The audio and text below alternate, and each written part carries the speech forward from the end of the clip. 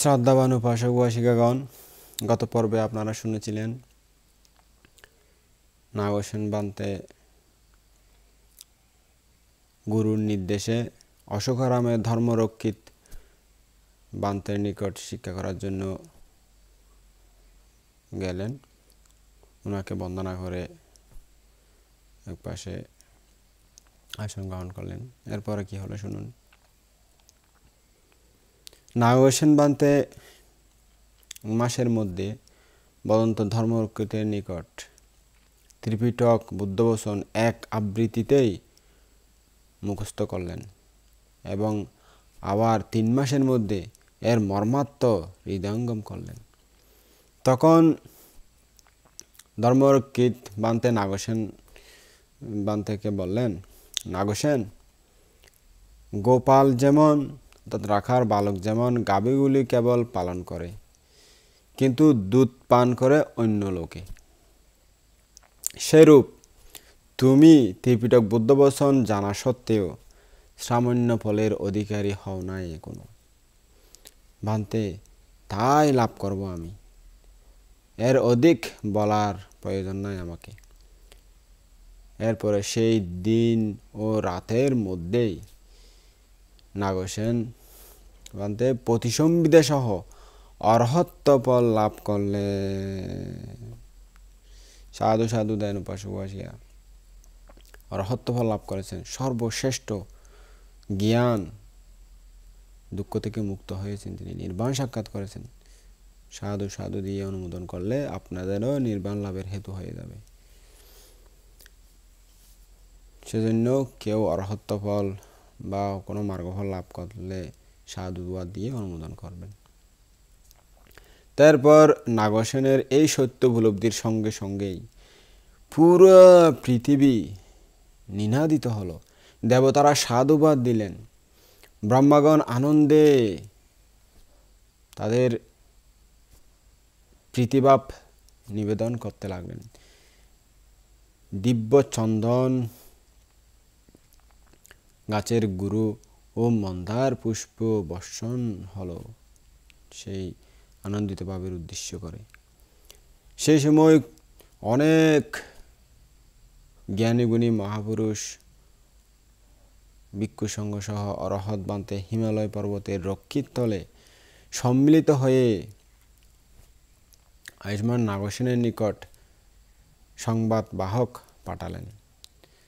বলেন, নাগসেন, এখানে আসো, আমরা তোমাকে দেখতে ইচ্ছা করি। তখন নাগসেন বান্তে সংবাদ বাহকের মুখে সংবাদ শুনে অশোকারাম থেকে ঋদ্ধি দিয়ে অন্তর্হিত হলেন এবং হিমালয় পর্বতের রক্ষিত তলে বিশাল সমাগত ভিক্ষু সংঘের সামনে উপস্থিত হলেন। সেই ভিক্ষু সংঘগণ মাননীয় নাগসেনকে বললেন, নাগসেন, রাজা মিলিন্দ বাদ বিতণ্ডামূলক প্রশ্ন করে ভিক্ষু সংঘকে বিব্রত করতেছে। নাগসেন, তুমি যাও এবং মিলিন্দ রাজাকে দমন করো। তখন নাগসেন ভান্তে বললেন, ভান্তে, এক মিলিন্দ রাজা কেন? যদি জম্বুদ্বীপের সকল রাজা এসে আমাকে প্রশ্ন জিজ্ঞাসা করেন, তবে আমি সকলের প্রশ্নোত্তর দিয়ে ওদেরকে শান্ত করব, দমন করব, বৌদ্ধ শাসনের প্রতি তাদেরকে প্রসন্ন করব, তাদের সন্দেহ অপনোদন করব। ভান্তে, আপনারা নির্ভয়ে সাগল নগরে গমন করুন, আমি আছি সব কিছু সমাধান করার জন্য। তখন সেই বান্তেগণ সহ সাগল নগরকে কাঁসায় বস্ত্রে উজ্জ্বল করলেন এবং ঋষিদের অনুকূল পরিবেশ সৃষ্টি করলেন। ভিক্ষু সংঘ বসবাস করার জন্য উপযোগী পরিবেশ সৃষ্টি করে দিলেন। সেই সময় আয়ুপাল বান্তে সাংখ্যীয় পরিবেশনে অবস্থান করতেছিলেন। তখন রাজা মিলিন্দ নিজের অমাত্যগণকে, মন্ত্রীগণকে বললেন, ওহে জ্যোৎস্নাময়ী রজনী বড়ই রমণীয়, পূর্ণিমার দিন আজকে, আজ কোন শ্রমণ কিংবা ব্রাহ্মণ কোন জ্ঞানী মুনি ঋষি মহাপুরুষের সাথে ধর্ম আলোচনা ও প্রশ্ন জিজ্ঞাসার জন্য যেতে পারি বলো তো? কে আমার সাথে ধর্ম আলোচনা করতে ও আমার সংশয় অপনোদন করতে সাহস রাখে? আমার প্রশ্নের উত্তর কে দিতে পারে? এরূপ জিজ্ঞাসিত হলে 500 যবন রাজা মিলিন্দকে বললেন, মহারাজ, আয়ুপাল নামে এক ভান্তে আছেন।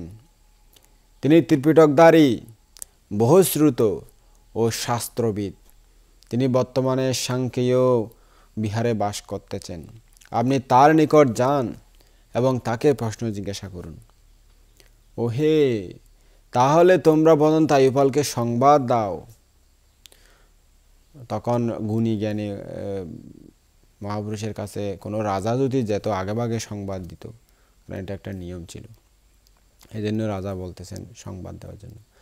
তখন এক নিমিত্তজ্ঞকে বদন্ত আয়ুপালের নিকট পাঠালেন এবং বললেন, ভান্তে, রাজা মিলিন্দ আপনার সঙ্গে সাক্ষাৎ করতে ইচ্ছুক, আপনার দর্শন লাভ করতে ইচ্ছুক, আপনার সাথে ধর্ম আলোচনা করতে ইচ্ছুক।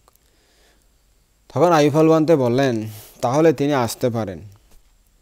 তখন রাজা মিলিন্দ 500 যবন পরিবৃত হয়ে উত্তম উন্নতমানের দামি দামি রথে চড়ে সাংকেয় বিহারে আয়ুপাল ভান্তের নিকট উপস্থিত হলেন।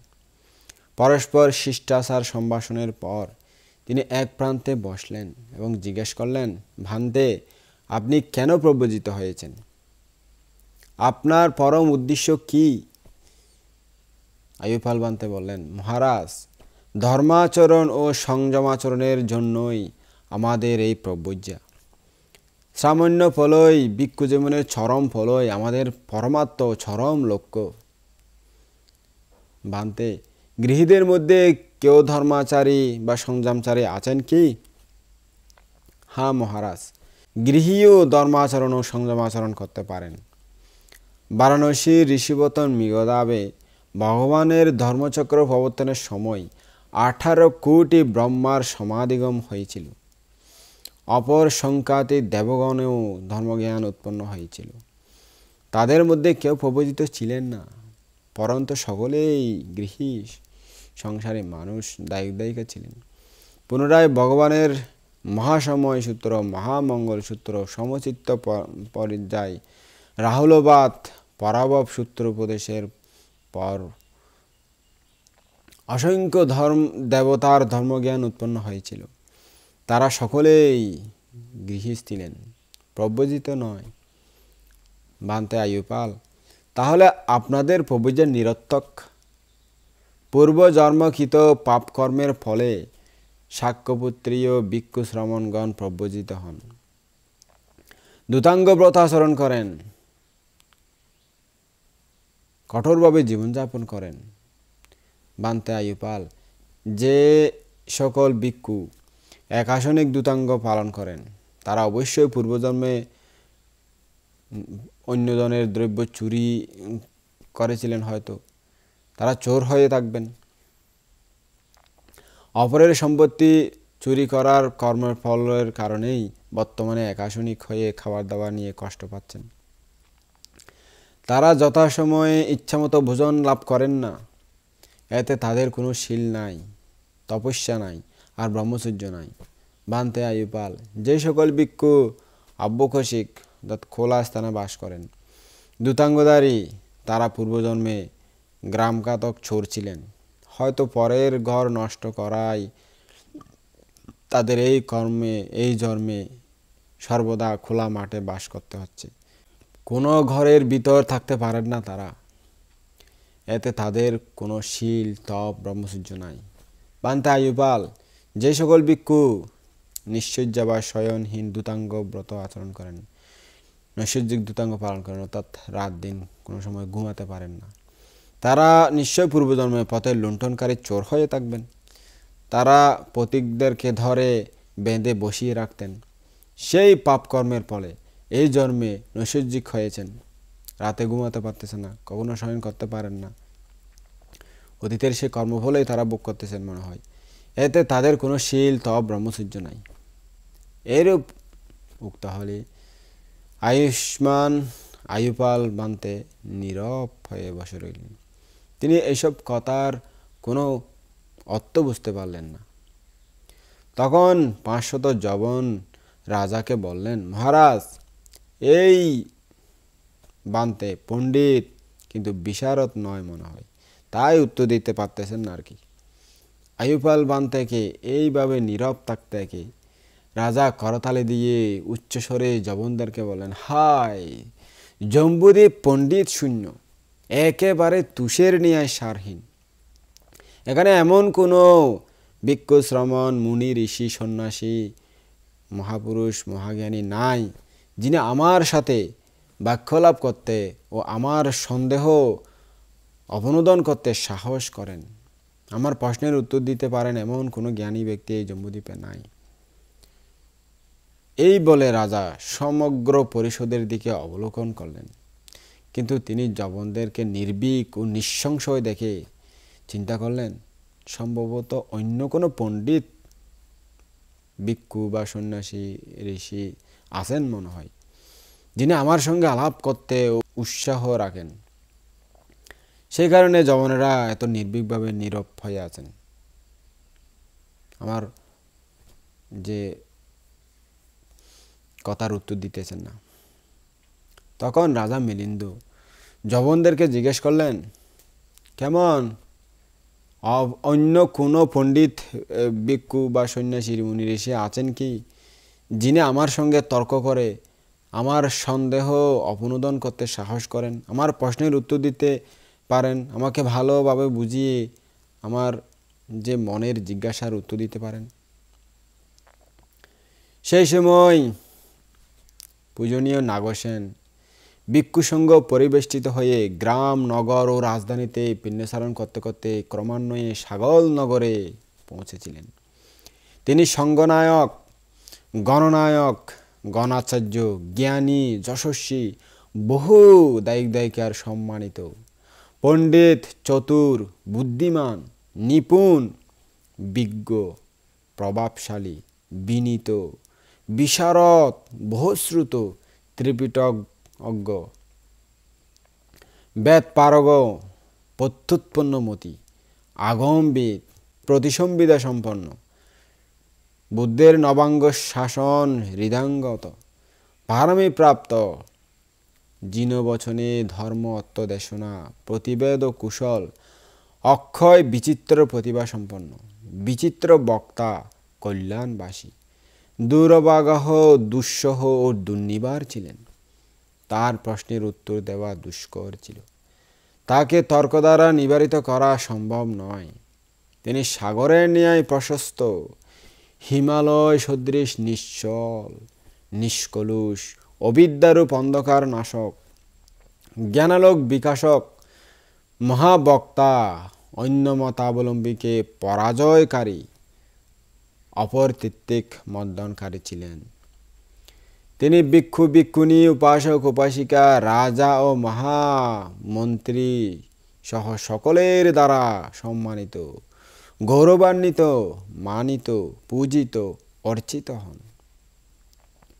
তাকে সবাই শ্রদ্ধা করেন। চিবর, পিণ্ডপাত, শয়নাসন, চিকিৎসা সেবা, অগ্রলাভ ও অগ্রযশ প্রাপ্ত, ধর্মোপদেশ শ্রবণে ইচ্ছায় আগত বৃদ্ধ ও বিজ্ঞগণকে, বুদ্ধের ধর্মরত্নের নবাঙ্গ প্রদর্শক, ধর্মমার্গের উপদেশক, ধর্মালোকের ধারক, ধর্ম পতাকার উত্তোলনকারী, ধর্মশঙ্খবাদক, ধর্মবেদী প্রহারক, সিংহনাদকারী, বজ্রের ন্যায় গর্জনকারী, মধুর বাণীবাসী, উত্তম জ্ঞানরূপ বিদ্যুৎ জাল পরিবেষ্টিত তিনি, করুণারূপ জলপূর্ণ মহৎ ধর্মামৃত মেঘের বর্ষক দ্বারা সমগ্র জগৎকে পরিতৃপ্ত করতে করতে গ্রাম, নগর, রাজধানীতে বিচরণ করে ক্রমান্বয়ে তিনি সাগর নগরে উপস্থিত হয়েছেন। ত্রিপিটকে অভিজ্ঞ, পঞ্চনিকায় ও 4 নিকায়ধারী সেই ভিক্ষুগণ নাগসেনকে অগ্রণী বলে মেনে নিয়েছেন। গম্ভীর, প্রাজ্ঞ, মেধাবী, সুমার্গ ও কুমার্গ সম্বন্ধে অভিজ্ঞ বিশারদ নাগসেন পরমাত্ম নির্বাণ প্রাপ্ত হয়েছেন। সেই নিপুণ সত্যবাদী ভিক্ষুগণ পরিবেষ্টিত হয়ে গ্রাম নগর বিচরণ করতে করতে ওই সময় তিনি সাগরনগরে এসেছিলেন। নাগসেন সাংখ্যীয় বিহারে বাস করতেছেন এবং পর্বতে কেশরীর নিয়ে তিনি সর্ব উপাসক উপাসিকাদেরকে ধর্মোপদেশ দান করতেছেন। অনন্তর দেবমন্ত্রীয় নামে এক মন্ত্রী রাজা মিলিন্দকে বললেন, মহারাজ অপেক্ষা করুন, অপেক্ষা করুন। নাগসেন নামক এক পণ্ডিত, মেধাবী, বিনীত, বিশারদ, বহুশ্রুত, চিত্রকতি, কল্যাণ ধর্ম প্রবক্তা, অর্থ ধর্ম নিরুক্তি প্রতিবান, এই 4 প্রকার প্রতিসম্বিদায় পরিপূর্ণ প্রাপ্ত এক স্থবির আছেন, অর্থাৎ এক ভান্তে আছেন। ওই সময় তিনি সাংখ্যীয় বিহারে বাস করতেছেন। অর্থাৎ এখন তিনি সাংখ্যীয় মহাবিহারে বাস করতেছেন ভিক্ষু সঙ্গের সাথে।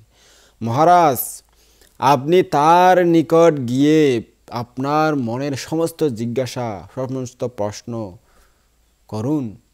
তিনি আপনার সাথে আলোচনা করতে ও আপনার সন্দেহ অপনোদন করতে উৎসাহী। তখন নাগসেন এই শব্দ শুনে রাজা মিলিন্দের সহসা হঠাৎ করে ভয় উৎপন্ন হলো। তার বুদ্ধি লোপ পেয়ে গেল এবং গায়ে হাতে একটা রোমাঞ্চ উৎপন্ন হলো। রাজা মিলিন্দ ওই মন্ত্রী দেবমন্ত্রীকে তখন বললেন, দেবমন্ত্রীও, সেই নাগসেন ভিক্ষু আমার সাথে আলাপ করতে উৎসাহী কি? সে আমার সাথে আলাপ করবে কি? আমার প্রশ্নের উত্তর দেবে কি? তখন দেবমন্ত্রীও বললেন, হ্যাঁ মহারাজ, অবশ্যই উৎসাহী। তিনি যদি ইন্দ্র, যম, বরুণ, কুবের, প্রজাপতি, সুজাম, সন্তোষিত দেব, লোকপালগণ এবং পিতামহ সহ মহাব্রহ্মাও আসেন, তবুও তিনি তার সাথেও আলাপ করতে পারেন। মানুষের কথাই বা কি? আপনি তো তার কাছে তুচ্ছ ব্যাপার, অবশ্যই আলাপ করবেন আপনার সাথে।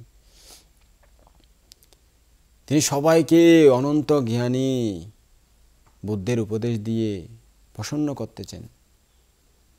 তখন রাজা মিলিন্দ দেবমন্ত্রীকে বললেন, দেবমন্ত্রীও, তাহলে তুমি সে বান্তের নিকট সংবাদ বাহক প্রেরণ করো।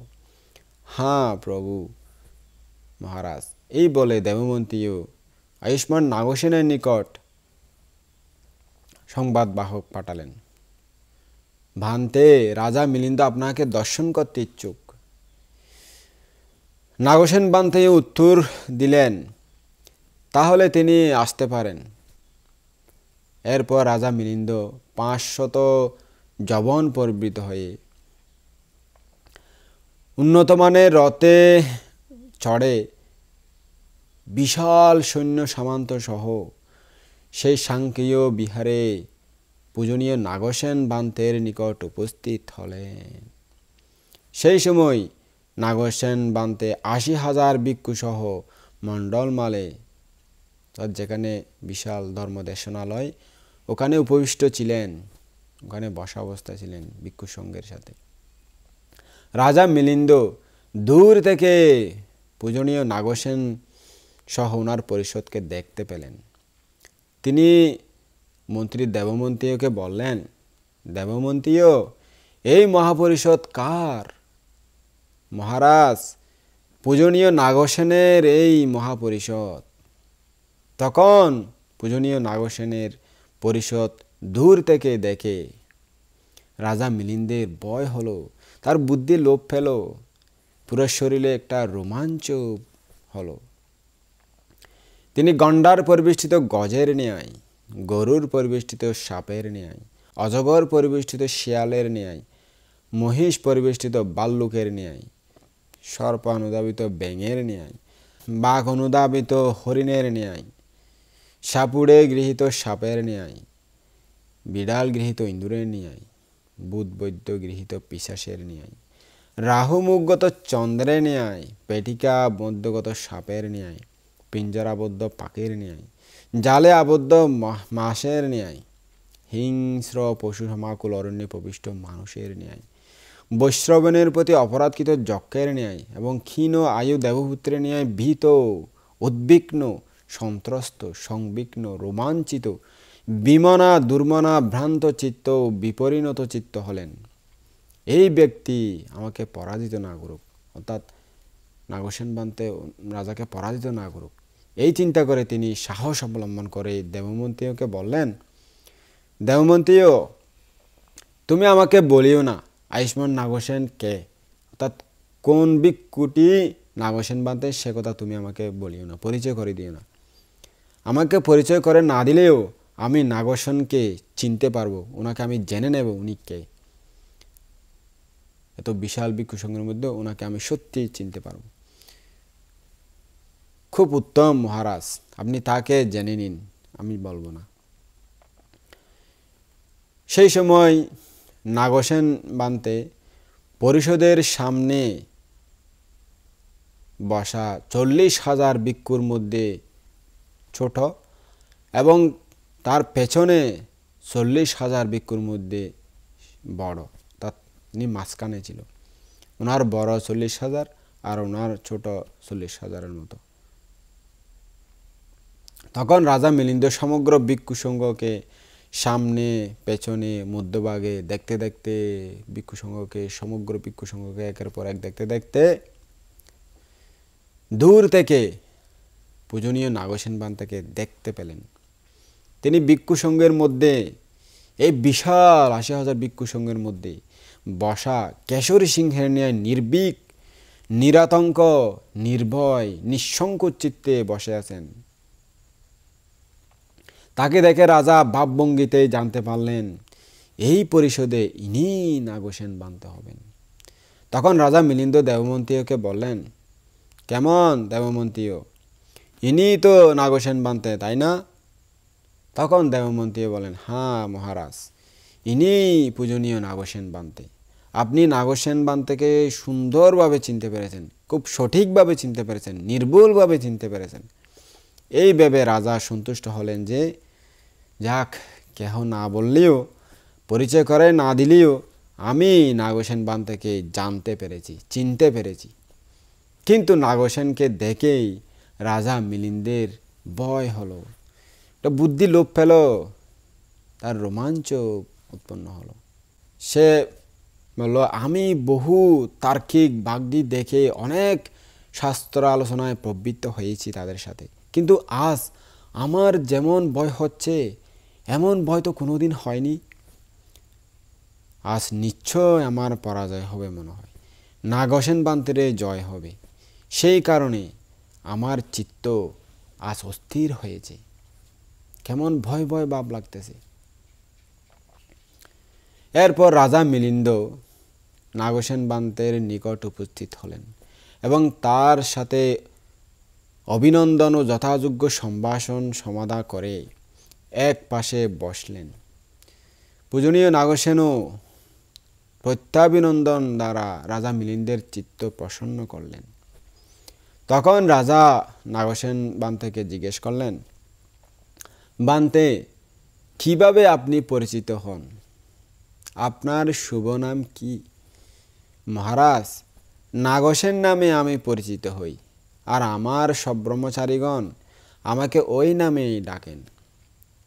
মহারাজ, যদিও মাতা পিতা নাগসেন, সুরসেন, বীরসেন কিংবা সিংহসেন এই জাতীয় কোনো নাম রেখে থাকেন, কিন্তু সেই নাগসেনাদি তার নামাদি কেবলমাত্র শুধুমাত্র ব্যবহার করার জন্য আজ্ঞা, সংজ্ঞা, প্রজ্ঞপ্তির নাম মাত্র।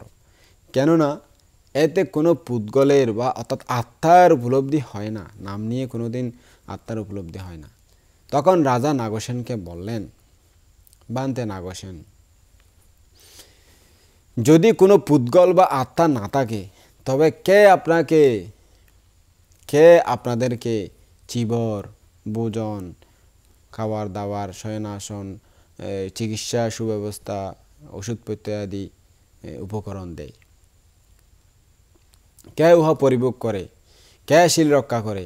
কে ধ্যান সাধনায় নিযুক্ত হয়, কে আর্যমার্গ ফল নির্বাণ সাক্ষাৎ করে, কে প্রাণী হত্যা করে, কে পরদ্রব্য হরণ করে, কে চুরি করে, কে ব্যভিচার করে, কে মিথ্যা বলে, কে মদ খায়, কে নেশাজাতীয় দ্রব্য সেবন করে, কে এই পঞ্চ অনন্তরীয় কর্ম করে। যদি তা হয় তবে পাপ নাই, পুণ্য নাই। পাপ পুণ্য কর্মের কোনো কর্তা বা কারক নাই। সুকৃত দুষ্কৃত কর্মের কোনো ফল বা বিপাক নাই। বানতে নাগসেন, যদি কেউ আপনাকে হত্যা করে তবে তারও প্রাণী হত্যাজনিত পাপ হবে না। বানতে নাগসেন, তবে আপনাদের কেউ আচার্য নাই, উপাধ্যায়ও নাই, আপনাদের উপসম্পদাও নাই। আপনি যে বলতেছেন মহারাজ সব ব্রহ্মচারীগণ আমাকে নাগসেন নামে সম্বোধন করেন, তবে এখানে নাগসেন কে? বানতে আপনার চুল কি নাগসেন? না মহারাজ। আপনার কেশ কি নাগসেন? না মহারাজ। আপনার নখ, দাঁত, চামড়া, মাংস, স্নায়ু, হাড়ের ভিতরে যে অস্থিমজ্জা আছে এগুলো, বক্ষ, হৃদয়, যকৃৎ, ক্লোমা, প্লীহা, ফুসফুস, ছোট অন্তর, বড় অন্তর, ভিতরের খাদ্য, পায়খানা, প্রস্রাব, পিত্ত, শ্লেষ্মা, পুষ, রক্ত, শ্বেত, মেদ, অশ্রু, বসা, তুতু, সিগ্নি, লালা,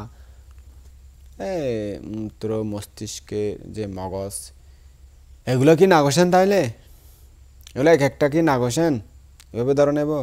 না মহারাজ। বানতে আপনার রূপ কি নাগসেন? তাহলে না মহারাজ। আপনার বেদনা কি নাগসেন? না মহারাজ। আপনার সংজ্ঞা কি নাগসেন? না মহারাজ। আপনার সংস্কার কি নাগসেন? না মহারাজ। তাহলে কি রূপ, বেদনা, সংজ্ঞা, সংস্কার ও বিজ্ঞান সবগুলো মিলে নাগসেন? না মহারাজ। রূপ, বেদনা, সংজ্ঞা, সংস্কার, বিজ্ঞান ছাড়া অন্য কিছু কি নাগসেন? তাহলে না মহারাজ। বান্তি প্রশ্ন করতে করতে নাগসেনকে তো দেখতে পাচ্ছি না। তাহলে বান্তে নাগসেন শব্দ মাত্রই কি নাগসেন? শেষ পর্যন্ত এখানে নাগসেন কে?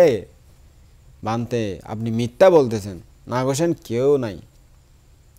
তখন পূজনীয় নাগসেন বান্তে রাজা মিলিন্দকে বললেন, মহারাজ আপনি রাজা, ক্ষত্রিয় বংশের সুসন্তান, সুকুমার, কোমল দেহ আপনাদের, অতি সুকুমার আপনার দেহ।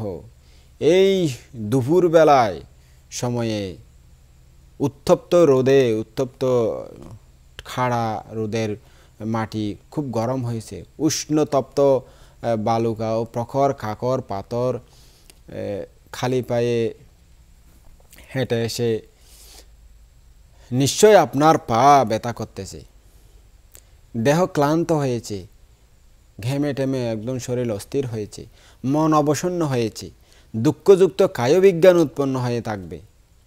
আপনি কি এখানে হেঁটে এসেছেন না কোনো যানবাহনে করে এসেছেন? ভান্তে আমরা হলাম রাজা, আমাদেরকে হেঁটে কেন আসতে হবে? আমি রথে চড়ে এসেছি। মহারাজ যদি আপনি রথে করে আসেন তবে আপনার রথটা কি আমাকে একটু বলুন তো। মহারাজ ঈশা দণ্ড কি রথ আপনার? না বানতে। তো অক্ষ কি রথ? না বানতে। চাকা কি রথ? না বানতে। রথপঞ্জর কি রথ? না বানতে। দণ্ড কি রথ? না বানতে। রজ্জু কি রথ? না বানতে। রথের রজ্জু বা দড়িটি কি রথ? না বানতে। চাবুক কি রথ? তাইলে না বানতে। মহারাজ তবে ঈশা, অক্ষ, চাকা, রথপঞ্জর, রথের দড়ি, রথের ডান্ডা, চাবুক এগুলো সব একত্রে কি রথ? তাহলে না বানতে। মহারাজ ঈশা, অক্ষ, রথপঞ্জর, রথের যে দণ্ড, দড়ি, চাবুক ছাড়া অন্য কিছু কি রথ? তাহলে এখানে না বানতে। মহারাজ আপনাকে প্রশ্ন করে করে রথ কোথায় দেখতে পেলাম না। রথ শব্দই কি তাহলে রথ? প্রকৃতপক্ষে এখানে রথ কি? মহারাজ আপনি মিথ্যা কথা বলতেছেন, রথ নাই। মহারাজ সমগ্র জম্বুদ্বীপে আপনি সর্বশ্রেষ্ঠ রাজা, কার বইয়ে আপনি মিথ্যা বলতেছেন? এখানে হে পঞ্চশত যমন রাজগণ, ৮০,০০০ ভিক্ষু সংঘগণ, আপনারা শুনুন। রাজা মিলিন্দ বলতেছেন, আমি রথে করে এসেছি। যদি মহারাজ আপনি রথে করে আসেন, তবে রথ কি আমাকে বলুন, সবার সামনে প্রমাণ করুন। এই কথা জিজ্ঞেস করায় তিনি রথ নির্ণয় করতে পারতেছেন না। তার কথা অভিনন্দনযোগ্য কি, আপনারাই বিচার করুন। এরূপ বলা হলে ৫০০ যবনগণ পূজনীয় নাগসেন বান থেকে সাধুবাদ দিয়ে রাজা মিলিন্দকে বললেন, মহারাজ আপনি সমর্থ হলে এখন উত্তর দিন। এতদিন তো অনেক ঋষি মুনি, ঋষি ভিক্ষু সংঘকে নাজেহাল করেছেন, এখন আপনার উত্তর দিন। আপনি বান্তের সাথে তর্কে জড়িত হন, আপনি আপনার প্রশ্ন জিজ্ঞেস করেছেন, তো উনি তো উত্তর দিয়েছেন, আপনি এখন ওনার সাথে বাদানুবাদ করুন। বান্তে নাগসেন তখন রাজা মিলিন্দ নাগসেন বান থেকে বললেন, বান্তে নাগসেন, আমি মিথ্যা বলি নাই। ঈশা, অক্ষ, চাকা, রথপঞ্জর, রথের ডান্ডা, চাবুক, দড়ি, এই আখ্যা সংজ্ঞা প্রজ্ঞপ্তির নাম কেবল ব্যবহার বচনেই প্রচলিত হয়। উত্তম মহারাজ, আপনি রথ কি জেনেছেন তাহলে? এইভাবেই মহারাজ চুল, নখ, কেশ, লোম ইত্যাদিকে আশ্রয় করে কেবল ব্যবহারের নিমিত্তই, ব্যবহারের জন্যই নাগসেন এই এক নাম কথিত হয়, কিন্তু পরমার্থ হিসাবে এখানে কোনো পুদ্গল আত্মা বিদ্যমান নাই। মহারাজ, বজিরা ভিক্ষুণী ভগবানের সামনে বলেছিলেন, অঙ্গসমূহকে আশ্রয় করে যেমন রথ এই নাম ব্যবহৃত হয়, সেইরূপ পঞ্চস্কন্ধকে উপলক্ষ করে সত্য, জীব এই ব্যবহার প্রযুক্ত হয়। বাস্তবিক পক্ষে কিন্তু এখানে সত্য আত্মা জীব কিছুই নাই। বান্তে নাগসেন, বড় আশ্চর্য, বড় অদ্ভুত, আপনি অতি বিচিত্রভাবে, বিচিত্র উপায়ে গভীর প্রশ্নের সুন্দর উত্তর দিলেন। যদি এই সময় বুদ্ধ থাকতেন তাহলে আপনাকে এইভাবে সাধুবাদ দিতেন, সাধু সাধু সাধু নাগসেন, খুব সুন্দরভাবে তুমি ধর্ম ব্যাখ্যা করেছ, অতি বিচিত্র উপায়ে তুমি গভীর প্রশ্নের উত্তর দিয়েছ। বান্তে নাগসেন, আপনি কত বর্ষ হয়েছেন, অর্থাৎ আপনার ভিক্ষু বয়স কত? মহারাজ, আমি 7 বছর হয়েছি। বান্তে, এখানে 7 কি? 7 অথবা গণনা 7। সেই সময় সর্ব আভরণ ভূষিত সুসজ্জিত রাজা মিলিন্দের শরীরের ছায়া মাটিতে পড়েছিল, পানিতেও তার ছায়া দেখা যাচ্ছিল।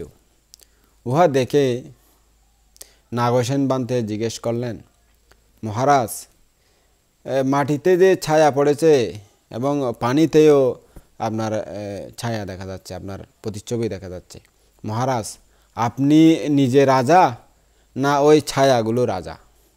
বান্তে নাগসেন, আমি রাজা, ছায়া রাজা নয়, কিন্তু ছায়াটি আমার আশ্রয়েই উৎপন্ন হয়েছে, আমি না থাকলে ছায়াগুলো উৎপন্ন হতো না। এইভাবেই মহারাজ ওই বর্ষের গণনা সপ্ত, আমি কিন্তু সপ্ত নই, অর্থাৎ বর্ষের গণনাটি 7 হয়েছে, আমি 7 নই, কিন্তু আমার আশ্রয়েই, অর্থাৎ আমার আশ্রয়ের কারণেই 7 বর্ষটি গণিত হয়, যেমন আপনার ছায়া। বান্তে, বড়ই আশ্চর্য, বড় অদ্ভুত, আপনি জটিল প্রশ্ন প্রাঞ্জলভাবে বুঝিয়ে দিলেন। রাজা বললেন, বান্তে নাগসেন, আপনি আমার সঙ্গে শাস্ত্র আলোচনা করবেন কি? রাজা বললেন, বান্তে নাগসেন, আপনি আমার সাথে ধর্ম আলোচনা করবেন কি, শাস্ত্র আলোচনা করবেন কি? মহারাজ, যদি আপনি পণ্ডিতগণের ন্যায় আলোচনা করেন তবে অবশ্যই আলোচনা করব, আর যদি রাজাদের ন্যায় আলাপ করেন তবে করব না।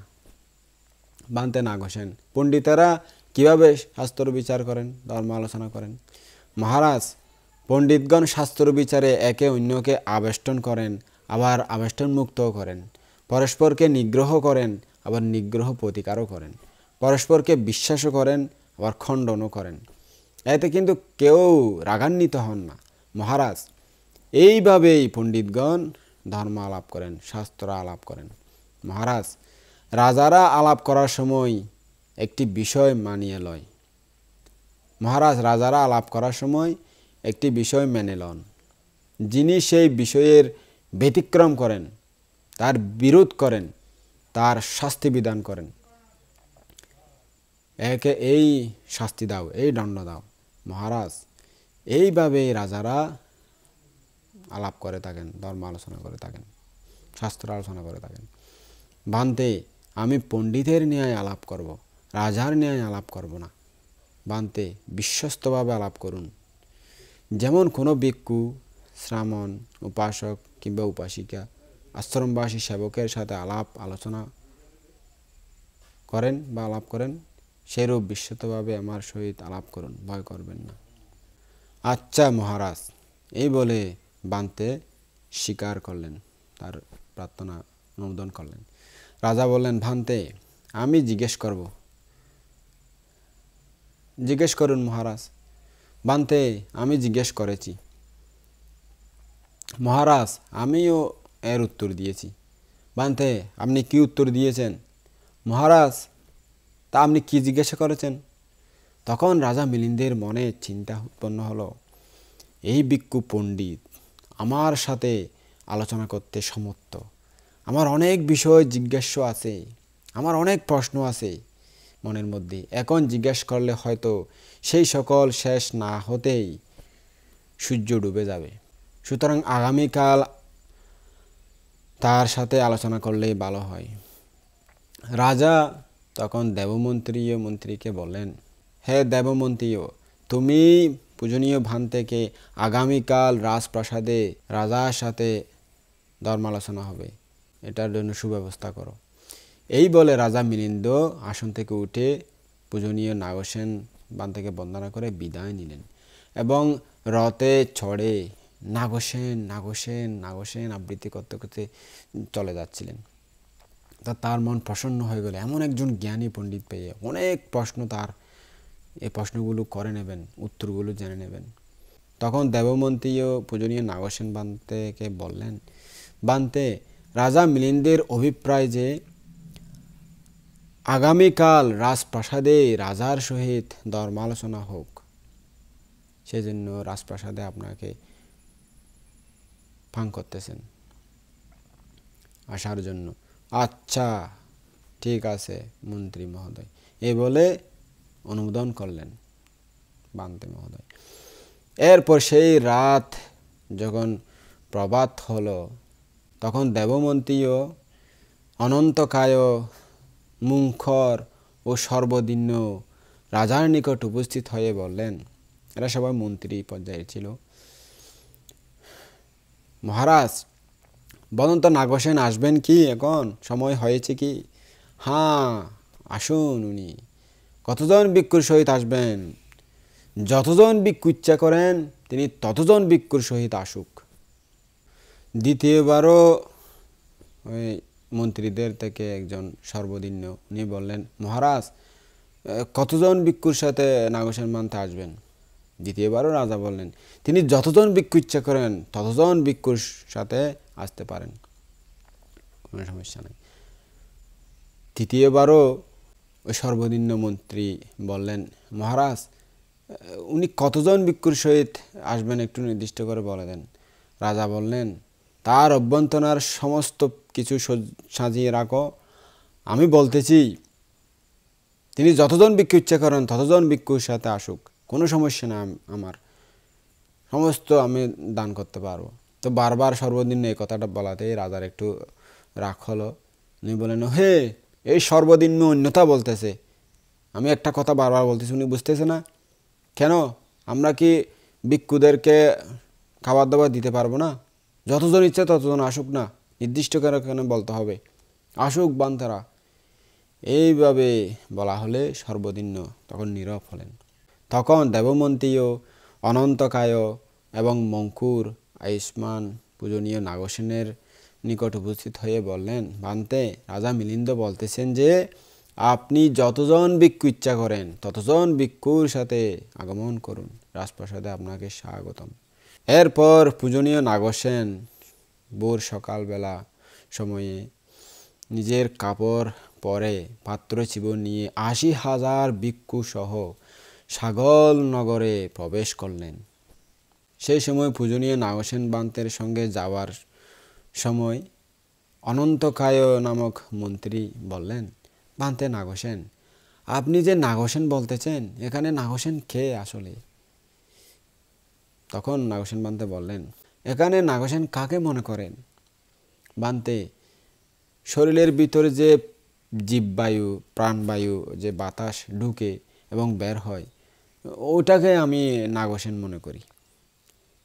যদি এই বাতাস বা নিঃশ্বাস প্রশ্বাস বের হয়ে আর না ঢুকে, কিংবা ঢুকে আর বের না হয়, তবে সে ব্যক্তি বেঁচে থাকবে কি? না বান্তে, বেঁচে থাকবে না। আচ্ছা, যারা শঙ্খ বাদকেরা আছে, যারা শঙ্খ বাজায়, যখন শঙ্খ বাজায় তারা, ওই বাতাস কি তাদের মধ্যে পুনরায় আবার প্রবেশ করে, ভিতরে ঢুকে? না বান্তে। যারা বাঁশি কিংবা শিঙ্গা বাজায়, তাদের বাতাস কি আবার ঢুকে? না বান্তে। তখন কি কারণে তারা মরে না তাহলে? ওরে বাপরে বাবা, আপনার মতো তার্কিকের সঙ্গে আমি আলাপ করতে অসমর্থ, আমি পারবো না। উত্তম বান্তে, এর অর্থ আমাকে বুঝিয়ে দিন। তখন বান্তে বললেন, ইহা জীব নয়, নিঃশ্বাস প্রশ্বাস শুধুমাত্র কায় সংস্কার, দেহের ধর্মতা। যখন মায়ের গর্ভে থাকে তখন নিঃশ্বাস প্রশ্বাস থাকে না, যখন মাতৃগর্ভ থেকে বের হয়, ভূমিষ্ঠ হয়, তখন থেকে নিঃশ্বাস প্রশ্বাস শুরু হয়। সেটা যতদিন না মরে ততদিন চলতে থাকে। এটা দেহের একটা ধর্মতা, দেহের নিয়ম, শরীরের নিয়ম। তখন ওই পূজনীয় নাগসেন বান্তে অভিধর্ম কথায় এই বিষয় সুন্দরভাবে বুঝিয়ে দিলেন। অনন্তকায় মন্ত্রী মহোদয় তার এই ধর্মদেশনা শুনে তখন নিজের উপাসকত্ব নিবেদন করলেন।